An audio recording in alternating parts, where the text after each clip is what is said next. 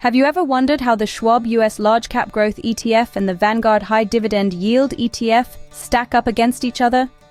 Well, today is your lucky day as we delve deep into the performance comparison between SCHG and VYM. This video is all about shedding light on these two popular funds, providing insight into their key performance metrics. On one side, we have SCHG, the Schwab US Large Cap Growth ETF, boasting a commendable track record and an expense ratio of a mere 0.04%. On the other side, we have VYM, the Vanguard High Dividend Yield ETF, with a slightly higher expense ratio, but a reputation for delivering substantial dividend yields. Over the course of this video, we'll be comparing these two, analyzing how they've performed in terms of returns, risk, and their correlation with benchmark indices. Stay tuned as we begin the head-to-head comparison of SCHG vs VYM. Diving straight into the heart of the matter, let's start with the expense ratios of SCHG vs VYM. The Schwab US Large Cap Growth ETF, or SCHG, has an expense ratio of 0.04%, while the Vanguard High Dividend Yield ETF, or VYM, has an expense ratio of 0.06%. A seemingly minute difference, but it can certainly add up over time. Now let's talk about the annualized returns. SCHG has a compounded annual growth rate, or CAGR, of 15.68%, outperforming VYM's 9.42%. This is a significant difference and could have a huge impact on your portfolio's growth over the long term. However, it's also important to consider the standard deviation, an indicator of volatility. SCHG has a standard deviation of 17.92%, while VYM's is 14.52%. This suggests that SCHG's returns may fluctuate more than VYM's, indicating higher risk. Looking at the best and worst year performances, SCHG's best year saw an impressive 50.11% return, while its worst year saw a significant drop of negative 31.80%.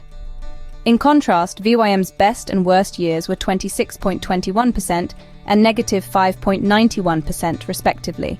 This highlights the potential for both greater rewards and risks with SCHG. The maximum drawdown, or the largest single drop from peak to bottom, was negative 31.80% for SCHG and negative 23.98% for VYM. This is another measure of risk, and again, SCHG appears to be more volatile.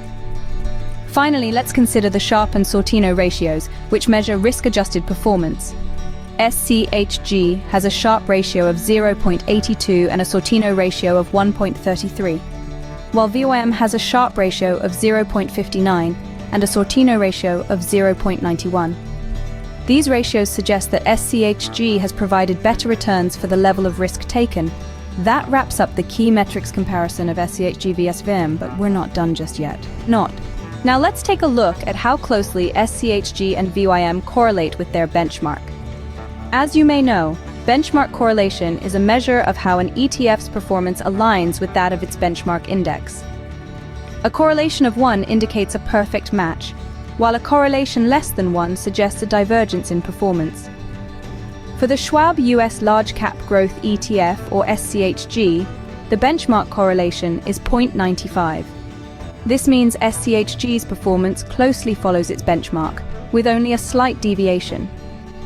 On the other hand, the Vanguard High Dividend Yield ETF, or VYM, has a benchmark correlation of 0.92, suggesting a slightly higher deviation from its benchmark compared to SCHG. These correlations are key indicators for investors, as they reflect how closely the ETF is likely to follow its benchmark's performance. Higher correlations may suggest lower risk, but also potentially lower returns if the benchmark underperforms. That's how SCHG and VYM correlate with their benchmark. But we have one last comparison to make. Risk and reward, two sides of the same coin.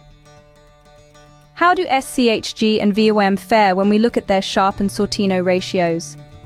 Let's dive into the world of investment metrics, starting with the Sharpe ratio. This ratio helps investors understand how much excess return they are receiving for the extra volatility endured by holding a riskier asset. Essentially, a higher Sharpe ratio is indicative of a better risk-adjusted return, The Schwab US Large Cap Growth ETF, or SCHG, boasts a Sharpe Ratio of 0.82. This suggests that it offers a reasonable excess return compared to its risk level. Now let's compare this to the Vanguard High Dividend Yield ETF, known as VYM, which has a Sharpe Ratio of 0.59. This lower ratio indicates that VYM gives less return per unit of risk compared to SCHG. Moving on to the Sortino Ratio, which is quite similar to the Sharpe Ratio, but focuses only on the downside, or negative volatility. This ratio is particularly useful for investors who are concerned about the potential for losses in their investment choices. SCHG presents a Sortino Ratio of 1.33, which implies it does a better job at earning more during downturns compared to its overall volatility. VYM, on the other hand, has a Sortino Ratio of 0.91. While still respectable, it shows that VYM might not handle downturns as efficiently as SCHG based on past performance.